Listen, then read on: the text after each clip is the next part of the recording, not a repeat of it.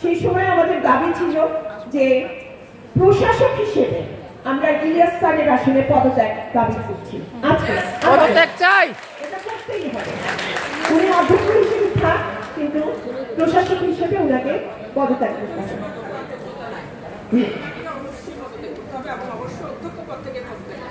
আচ্ছা, আমার কথা হলো ইলিয়াস স্যার পদত্যাগ করবেন এবং আমাদের এই 7 কলেজের কোনো প্রিন্সিপাল এই প্রশাসক পদে থাকবে না, তাকেও আমরা অগ্রিম তাকেও আমরা প্রত্যাখ্যান করব।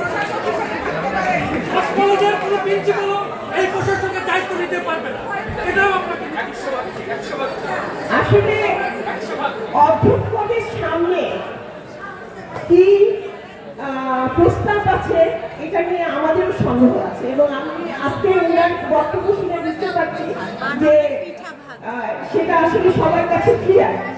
তো যাই হোক, ওই জিনিসটা অবশ্যই যে আমরা আমাদের বর্তমান অধ্যক্ষদের এই প্রশাসক পদে দেখতে চাই। এটা শিক্ষকদের আমি সেটা তুলে ধরলাম।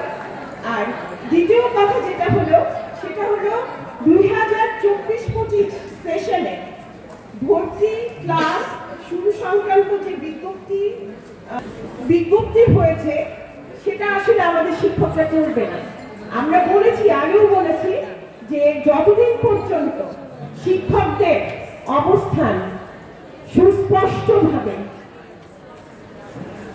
মন্ত্রণালয় থেকে নির্দিষ্ট ভাবে কি বলে দেবে না, বিজ্ঞপ্তি দেবে না, ততদিন পর্যন্ত শিক্ষকরা এই কাজ করবে না।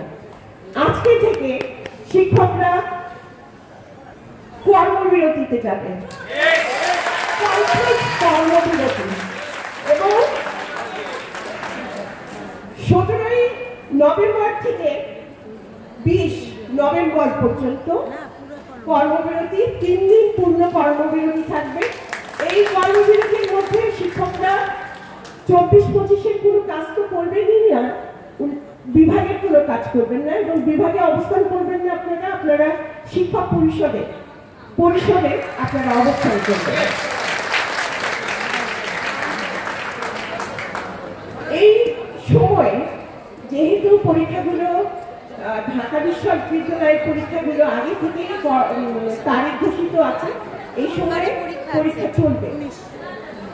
পরীক্ষা এই 3 দিনের যদি পরীক্ষা থাকে 3 দিন পরে সিদ্ধান্ত নেওয়া হবে যে পরীক্ষাগুলো নেওয়া হবে কিনা। এটা আমরা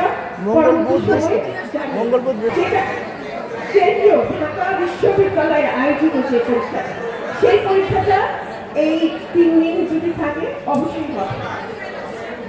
সকল কলেজের গেটে কর্মবিরতির ব্যানার ঝুলবে, এবং এই ব্যানারটা সবার একই রকম হবে। আমরা ডিজাইনটা পরে সবাইকে সরবরাহ করব। খুব অল্প সময় লাগছে।